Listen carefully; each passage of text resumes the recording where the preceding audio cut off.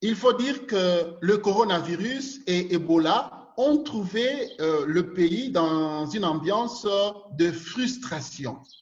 Il y a un sérieux problème de prise en charge des malades. Sur les 26 provinces que compte la RDC, 14 sont déjà contaminées.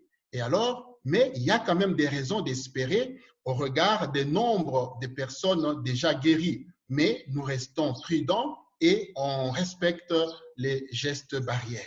La commémoration des 60 ans d'indépendance de la République démocratique du Congo a été célébrée dans une ambiance de morosité parce que la crise du coronavirus a accentué la misère de la majeure partie de la population.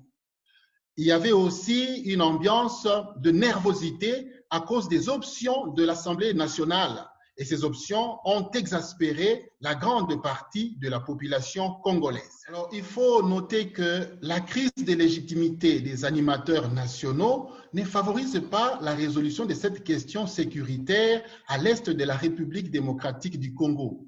Entre-temps, il y a aussi à noter que la pauvre population est manipulée par certains politiciens.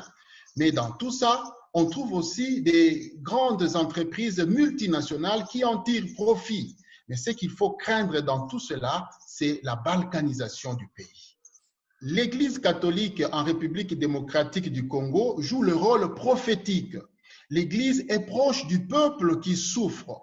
L'Église relaie les cris de ce peuple vers les autorités. Mais en même temps, l'Église aussi dénonce les antivaleurs pour toucher les consciences et obtenir le changement des mentalités. Mais tout cela, l'Église fait en annonçant la bonne nouvelle de l'amour, du pardon et de la réconciliation pour l'avènement d'un Congo nouveau.